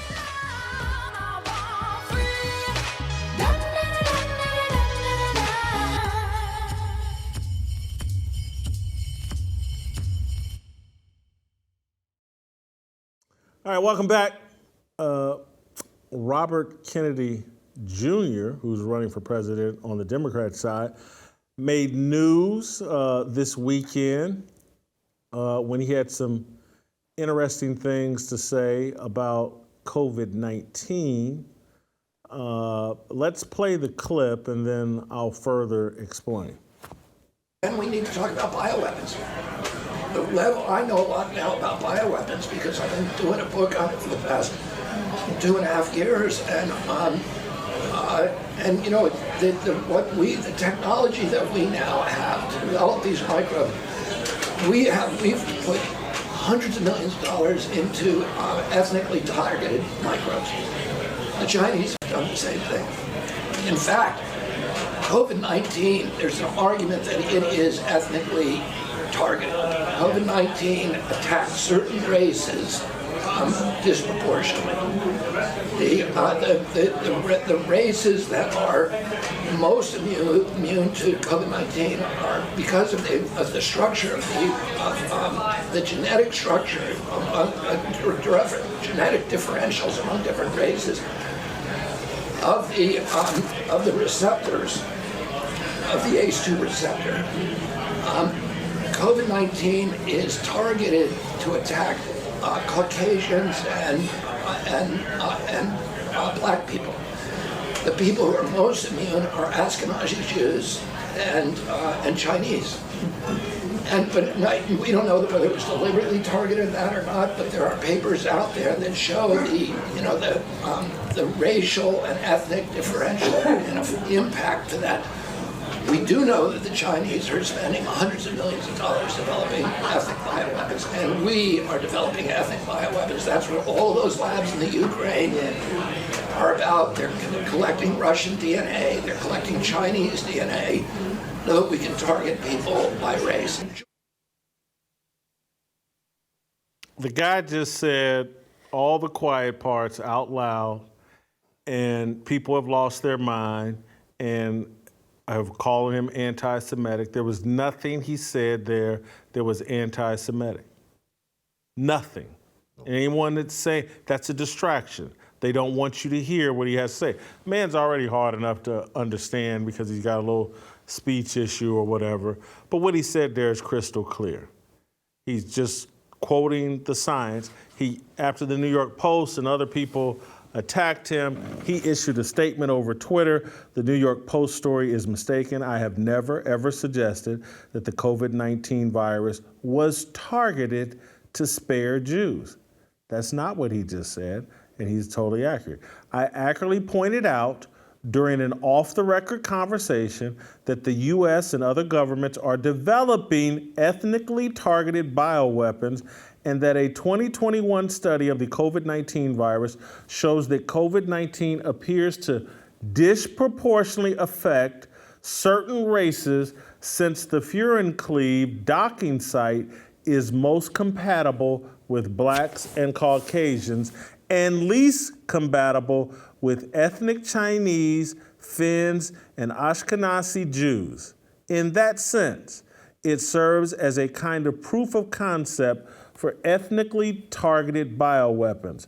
I do not believe and never imply that the ethnic effect was deliberately engineered. That study is here, and then he dropped the receipt, a link to the study. Yeah. We had this guy here in Nashville, Royce, and I don't know if it showed up on screen, but I nearly broke down in tears when we had him here talking about COVID. We had a bunch of people, had Senator Ron Johnson, we had John Stockton, we had an impressive group of people, Ken Maurer, NBA, your friend, buddy, impressive group of people talking about COVID-19 and vaccine injuries. And Robert Kennedy talked so boldly and transparently about all issues, including what happened to his father and his uncle. And I was like, whoa, this dude is courageous. He's putting his life on the line. He knows exactly. If you're a Kennedy and your dad was assassinated, likely by the CIA, and your uncle was assassinated, likely by the CIA, for challenging the military-industrial complex. He said that on that show, that the Department of Defense is behind the vaccines. He just, That's a fact. yeah, he just, everything. And so, I mean, I just nearly cried at his bravery, and to see this kind of attack for it. Anyway, this guy potentially is a bigger threat to the establishment than even Donald Trump. Well, number one, every time this man is a hero. I mean, he's a chip off the old block, and every time he speaks, the American people should listen. Every time he speaks, Donald Trump should listen, and vice versa. I've already said publicly that I think the best ticket to challenge the establishment is Trump and RFK 2024. They'll never let RFK come through the Democratic process.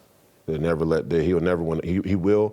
He should, but he will not win a primary against Joe Biden, which tells you everything you need to know about the Democratic Party and the real juice behind the New World Order.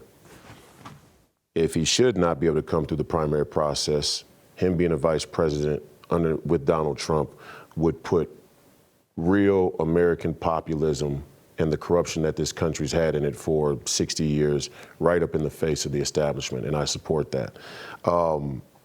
Is he a bigger threat to the establishment? Potentially, because the moral hazard that still hangs from the CIA. Look, the military-industrial complex is the juice in this country. I've said it since day one. The banks run them; they run the scam. The military-industrial complex is the iron fist of the financial Ponzi scheme. Okay, if his candidacy, his being a public figure and really stepping into the limelight, rectifies the freeze in the boomer demographic in this country when Kennedy was assassinated. So yeah, this country's been dealing with the Fed and all of these different corrupt institutions for well over 100 years. But there was something specific that happened when they killed Kennedy. We had the height of this sort of human rights renaissance, this reimagining of what it meant to be America in the 60s, right? Whether it was race and some people it was women, whether it was the LGBTQ, and some people would argue that involvement of that. But there was a time where we were questioning, like, what is America gonna be? And at the pinnacle of that moment, a bright, young political star had his head blown off for challenging the juice in this country. And the boomers never got over that. And afterward, you saw the radical materialism take off and everybody be more interested in their 401ks and their 501c3 status than in morals and national honor and sacred honor. I don't disagree, but I think when you put the assassinations together, Kennedy again, and MLK. And Malcolm. Malcolm to a lesser degree. Those four, yeah. But to a lesser degree. Those, and I just say Malcolm because, to a lesser degree, because, Nation of Islam killed Malcolm and. But remember now, Hoover said that Malcolm was the most dangerous, was the most likely to ascend to the role of being the Black Messiah that could actually unify, even more so than MLK. And then it was Fred Hampton. Then they actually whacked Fred Hampton because he was young enough to do it. I don't like Fred Hampton. I don't want to get distracted. Yeah, okay. But regardless, I think that generation and every generation since has known what the real price for change is and has said, I don't want to pay it. Yep. And that's why, in retrospect, I look back and I said this privately. I never said it publicly because I think it would have been inappropriate to say publicly, but I think I can say it in the aftermath. It's like, unless they try to kill or jail Barack Obama, he ain't really do nothing. That's my take on any of these guys. Anybody that really tries to do something, they're going to either try to kill or jail. And when the whole media is singing your praises, that should tell you something. That's not, because again, as we talked about at the beginning of the show, what's Charles Barkley saying? Exactly what he's been told to say. Yeah. Everybody says what they've been told to say. And even the controlled opposition says what they're told to say. Yeah. And so there was some criticism of Obama allowed on Fox News, controlled opposition, to make it look like, oh, there's a yin to the yang. But for the most part, everybody worshiped and sang the praises of Barack Obama, and that's because that's what the establishment wanted to have happen. When they killed Kennedy, that should have let you know in '63 who's in control. Again, I've played, and I wish if I had been more prepared, we'd play the tape again.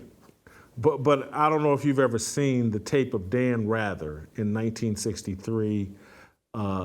They showed Dan, he was just a young reporter then, not a big name. They brought him in and showed him the Zapruder film, had him go on national TV and lie and say Kennedy sprung forward and then backwards. This is on TV. We could probably dig up the clip and show it to you before we get off the air. But Dan Rather went on TV and lied about the Zapruder film to sell. And based on that, he then goes on to build this legendary TV career where he's the new Walter Cronkite. That should tell you who's in control of the media. That these people are paid to send a certain message. And so and I don't care who does or doesn't like it or whatever, but when I see all of the media, and now even the controlled opposition, Fox News, they all are saying the same thing about Trump. They're all pretty much trying to ignore RFK or take a dump on him. He's a conspiracy theorist. Those are the people that are the real threats, that are about real change, and they're not perfect. RFK is pro-abortion, and he's got some other wacky, he's pro-affirmative action. He's got some other stupid thoughts, but he's a real threat.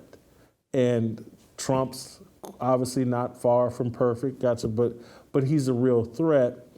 And I look at all, it's so easy to see who's in on it, who's the gimmick, they got you convinced that, Barack Obama, he's black, and all these white people are upset that he's president. They elected him twice, though. They love him. They love him. And you know what? Did we call Christian? Tell me if they or Justin. I wanted a graphic of the TPUSA straw polls that they did, and I see you guys have called up the Dan Rather did. Did we do the graphics of the straw poll from TPUSA? Because I thought it was very fascinating. Let's pull up that graphic. And there were 2 or 3 different things. I can't. We're gonna have to. I can't see the graphics, and I'm trying to look in the camera. But there's. I'm gonna call it up here because I got it. I think I got. Oh yeah, I still got it called up here on my laptop. But there's one. Let's go. GOP president, second choice. Let's call up that one. Vivek Ramaswamy is number 2. People voted, and this is Donald Trump. Vivek Ramaswamy is number 1. If you can't have your first choice, who would your second choice? Vivek Ramaswamy, number 1. Yeah. Trump, number 2. Ron DeSantis, 3. Tim Scott, 4. Perry Johnson, 5. Larry Elder, 6. And what I find interesting about all of that, and then when I go look at the first choice, Trump is number 1 by a mile, Perry Johnson, Ron DeSantis, Vivek Ramaswamy, Tim Scott. Hold on, this is the racist party that Vivek, Tim Scott, and Larry Elder are all well thought of and leading in the polls, but all these racist Republicans, they secretly hate these guys and wouldn't consider them. And all of this stuff is just a psyop. Everything we hear from the mainstream media, it's all just a mind F that they're doing on the voting public. And I just don't see how, and then the other one is, this is the other one, the GOP vice president nominees, who people want. Carrie Lake, number 1. Byron Donalds, number 2. Vivek, number 3. Tim Scott, number 4. A woman and 3 black dudes. Carrie Lake is great. Yeah, and so I'm just, and literally what that is, the first 3 are just like, these are hardcore Trump supporters: Carrie Lake, Byron Donalds, and Vivek Ramaswamy.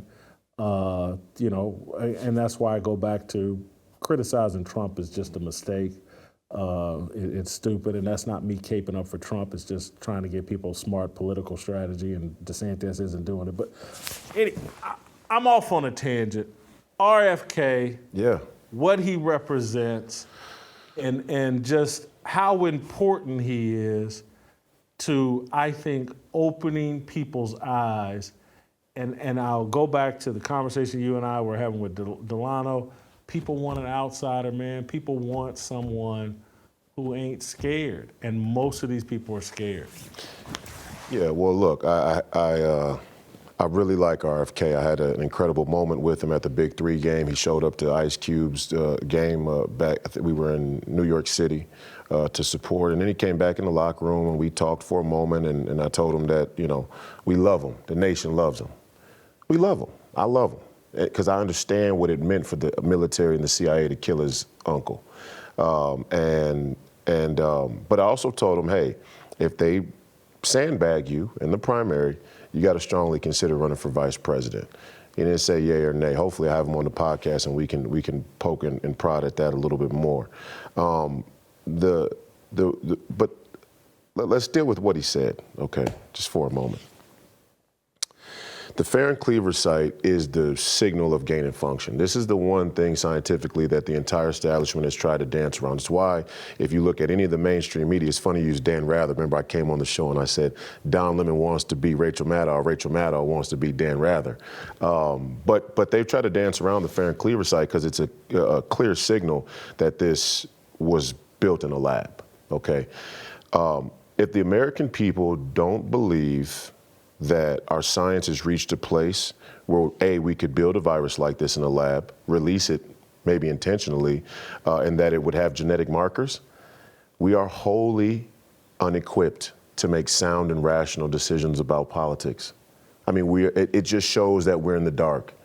And that's what RFK was saying there is like, you guys have no idea how far the science has come.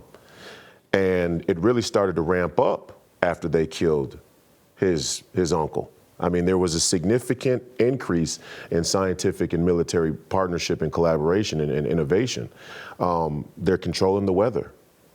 The CIA can put a piece of food in your dressing room and you eat it, and 6 months later you die from cancer with no trace to them, right? This is where we've come to, and people have trouble acknowledging it, and that's why RFK is important to the race, to the narrative, to the entire presidential, because we need to be reminded just what our government is capable of, whether it's with vaccines or any other matter, right? We are in a war against the deep state in this country. Every American citizen that draws breath in this nation right now or around the world is at war with the deep state. And if you can't come to grips with that, you're either A, in on the scam, you've been paid, like Charles, to talk the propaganda, or you're just seriously ignorant. I'm gonna throw another one in. And this comes from all this stuff I've been watching and researching, and piggybacks off a conversation we had last week. Freemasons and people that are into the occult and all these symbols and secret societies. I was watching a documentary that made the point that, like, the people they have no respect for are atheists. The people that don't believe in God, they believe are the dumbest people on the planet. And so the Satanists know that there's a God. And they don't look at Christians and other believers and laugh at them. They laugh at the people that are atheists. They're like, those are the dumbest people on the planet. They don't believe that there's a higher force in control of all this.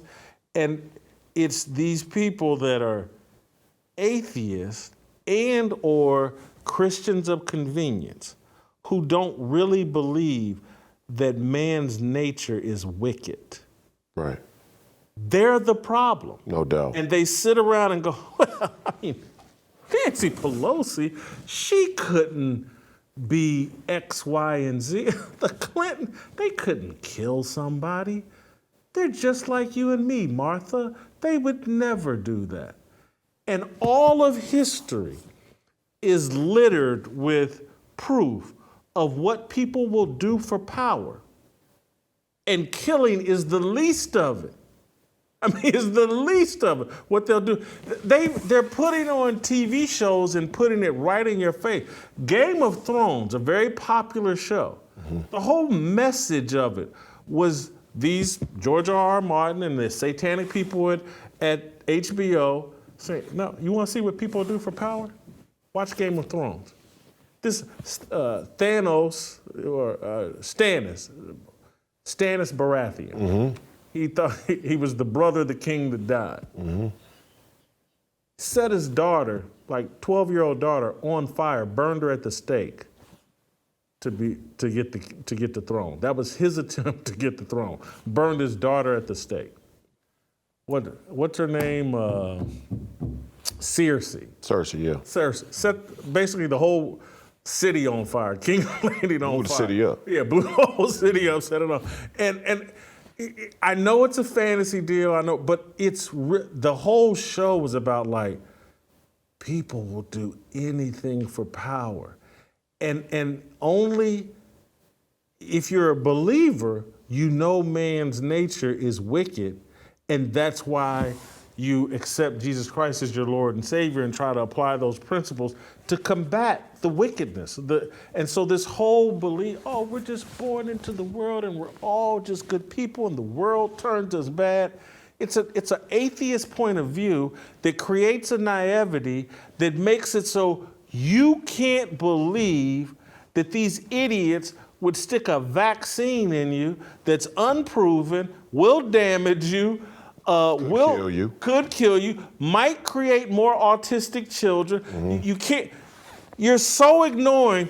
I was reading something, and maybe I'm just way down the rabbit hole and too much in the weed, but like the Amish, there's studies that the Amish kids can't find one autistic kid in the entire Amish community. They don't take vaccines. They don't do the stuff we do. They're producing kids that aren't autistic, and we don't think there's anything to learn from them. And anybody, oh, you're anti-vax. You're a nut job. You're an You're anti-vax, anti-Semitic. Yes. That's what they're saying about RFK. Yes. Yeah. And so it's the naivety of the atheist that's destroying. And again, many atheists are just Christians of convenience, because there's plenty of people going to church on Sundays that think all the same naive thoughts. Oh, we're born into the world. Good. They ignore or don't understand what's being taught to them. Many of them, and again, particularly now that we've promoted this whole egalitarian point of view, we don't even understand, like, if you're a woman, and I'm sorry if this makes me sound sexist, but it's just facts. If you don't have some man helping you understand the gospel, you don't know a damn thing about the gospel. That's the cycle that God set up. There's supposed to be a man. You're off trying to understand it on your own and thinking, I don't need no man, and I'm blah, blah, blah, blah. And, I'm a baby mama, and my kid made it to the NBA, and he takes care of me, proof that I don't need no man. You're an idiot. And you don't understand the world and the nature of the world and what man is capable of. And so as this society becomes more and more secular, it's so obvious what's being done, the wickedness that's. You got dudes wagging their genitals in front of little kids, and this is wickedness. I don't even know if some of these people are real, Jason. I'm starting to wonder if some of these people are even real people. They might be bots.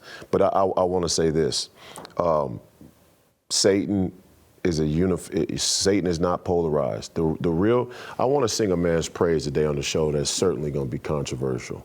His name is Alexander Dugin. He's one of the thought leaders in the Russian political hierarchy, you could say, in the Russian culture. He's a very heralded Russian writer, political writer, and he's one of Putin's advisors, so they say. And I'm not a Russian apologist, and I don't know what the Russians are up to necessarily, because you can't trust them. They're masters of secrecy. The KGB is a testimony of that. But I will say this: Alexander Dugin wrote a very, very good and insightful book called The Rise of the Fourth Political Theory, which talked about Western culture and liberalism and conservatism being two sides of the same coin, two variations of liberalism. This is true. And another guy, Andrew Bustamante, who's a CIA, retired CIA. You don't retire from the agency, number one, but he's a retired CIA guy, made a very clear statement on his podcast tour lately. The CIA is apolitical. CIA doesn't care whether you're Republican or Democrat, because they can get to either one of you and squeeze you through sexual blackmail or whatever. But I do want to say that Satan is not a polarized force. He's unified. Unified in his wickedness, unified in his deception, unified in his rejection of God. He's unified. What's the greatest representation of Satan today in global politics? The American Uniparty. And the propaganda from the CIA and the mainstream media industrial complex is meant to do one thing: destabilize the American people on either side of the spectrum, to keep them off balance. So you'll have people who have the right approach on free speech or the Federal Reserve, and then they're off when it comes to abortion. They don't want RFK and Donald Trump to be able to find alignment. And that's a microcosm of the wedge they want to drive between the entire American public and free people everywhere. Royce, the show's better when you're in studio. This was great. Thank you. We'll see you tomorrow. We'll play some tomorrow, and we'll see you tomorrow. Waiting for the countdown, coming off the breakdown, standing in line for freedom. Looking for a breakout, feeling like a standoff, nothing in life like freedom. Came in like a fighter, striking like a ladder, making all these moves for freedom. I want freedom. No negotiation, my sister, no relation. We all just wanna have freedom. Sitting on a corner, never been alone. I'm breaking my back for freedom. Blessed, we are living, get back. We are receiving, all deceiving. We all wanna be free.